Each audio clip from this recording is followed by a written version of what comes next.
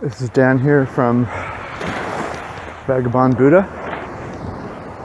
I just finished my run and the sun's up now.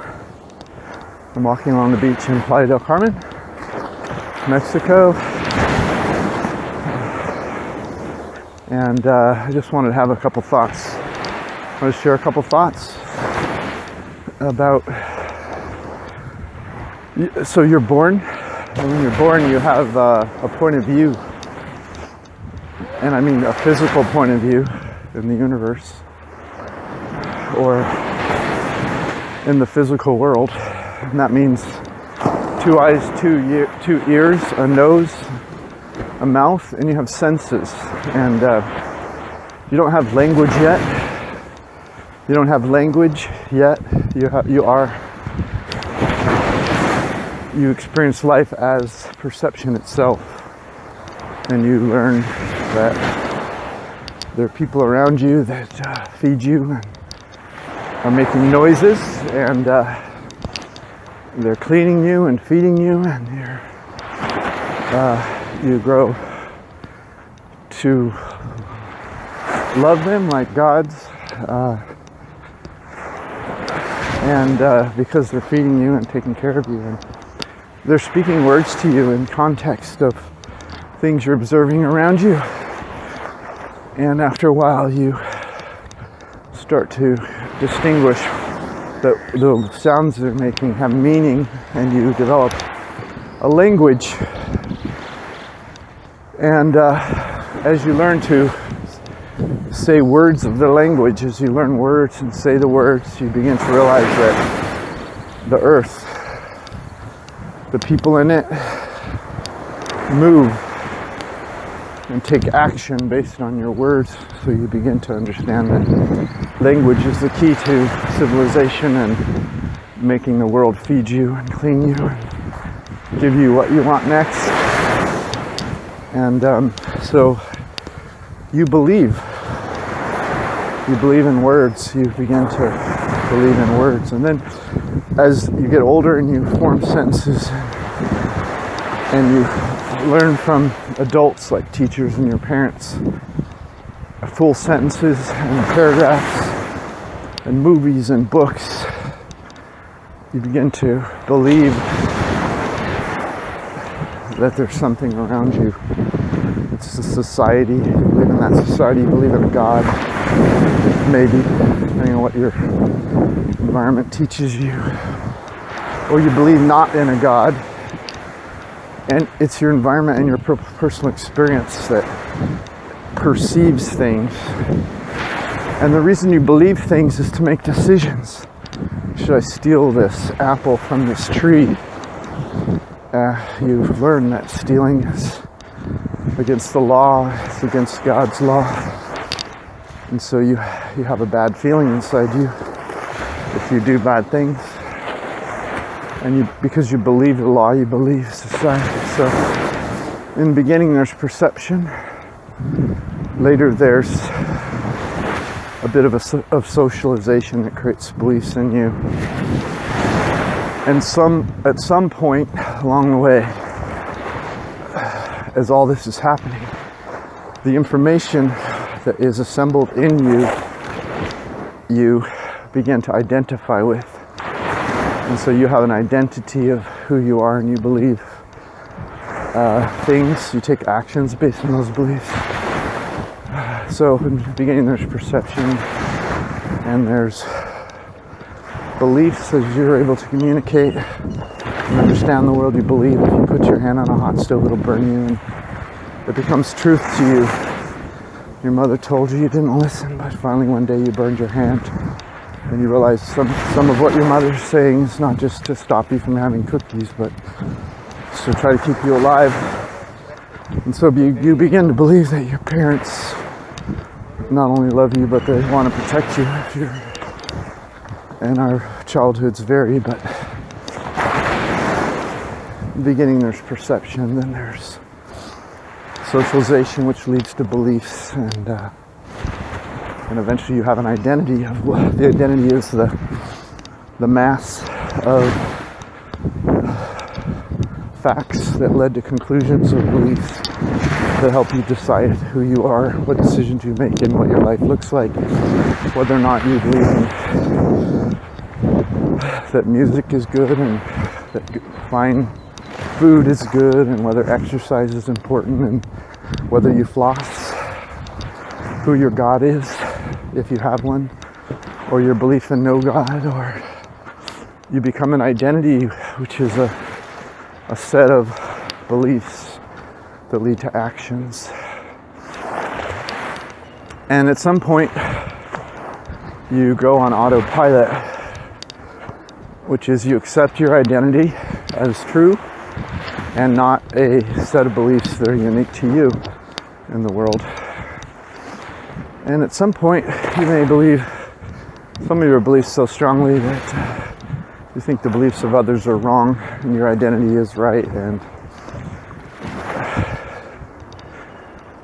which makes you a potential victim of propaganda, where you would even pick up a gun and kill people because they have the wrong beliefs, take the wrong actions, and then so the identity can become so strong that it can even get you to kill the other, even if one of your beliefs is to not kill the other.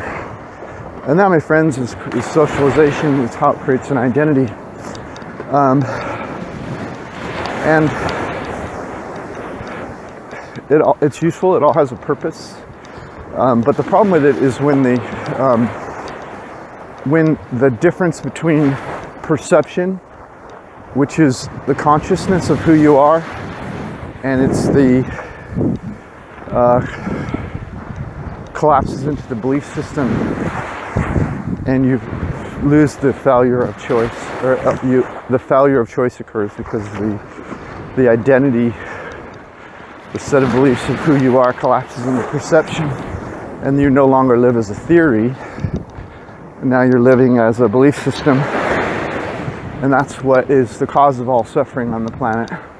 Groups of people who have collapsed their perception into an identity, which is an accepted set of beliefs, some of which are correct, gravity, and others which are serving some kind of social purpose of getting the common man, the thoughtless person, to act in ways that are good for society.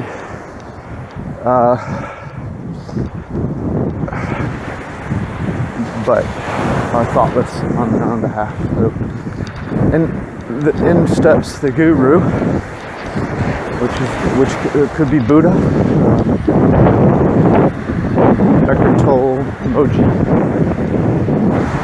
and what they're trying to do is to get you to understand that you're not this belief system, which I'll call your personality or your mind, but you actually are this wiser, deeper, more interesting person,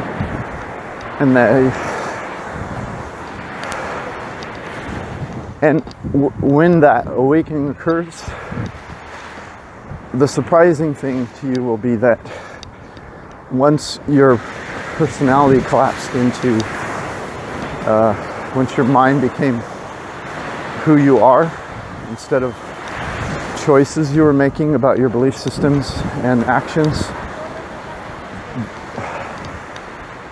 you no longer believed anything. What you were doing then is acting out a rule set, almost like a computer, and you were dead. And so what the guru is trying to do is to wake you up and make you realize that you are the space of consciousness where everything occurs, your mind, your belief systems, your perception. And in that is a freedom, because a thought believed is often a lie. But if you have thoughts and use them as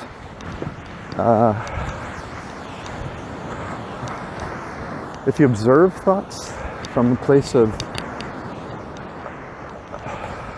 perception or aliveness, if you observe that your mind has a thought instead of being a mind, there's some freedom there. There's some joy there. You can become alive again. And so that's the technical explanation of what you are, what a guru is,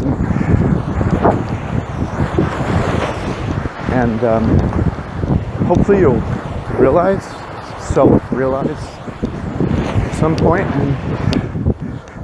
and not understand these distinctions, because if you understand them, all you've done is created a new belief system that is a lie. You have to live in the experience, and that means watching your mind do this, watching your mind take in information, filter it, come up with a belief, believe it, and die, and wake up. Self-realization is living this. It's seeing this. In a way, the job of a parent is to socialize a child, which is in some sense killing its freedom, killing its belief, understanding, in order to get it on a path where it will live longer. But maybe it's possible that parents that are alive might be able to raise children that are alive. I don't know. I don't have kids, but if I had the answer, you probably shouldn't listen to me. And that's the difference between a guru and a teacher. A teacher has information for you. A guru has life for you to live. And by life, I mean the joy of being. I don't mean attacking your beliefs. If someone's running around attacking your belief systems just as a function and not for the purpose of setting you free, they're likely just the new age propaganda. And so when you wake up, you get to choose what you believe and don't.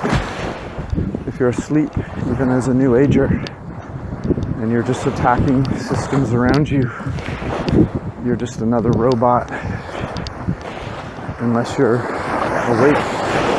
And if you're really awake, you'll realize that almost any belief around you had a purpose to get you to the promised land. It was just misguided when it was believed. So all of this is gibberish until you can find your place as a watcher over all of it, and until you can sit in the seat and watch this, which is a choice you make. It's a grace. There's nothing special about me or anyone who's a guru. They're not worth worshipping in the sense that they have anything better in a social sense. All they are is a pointer to joy. You can't be joy by worshiping them. You can only be joy by being the consciousness that all of this exists in, being the watcher of your mind. So, forgive me for being technical, but this is Dan from Vagabond Buddha. You have a great day.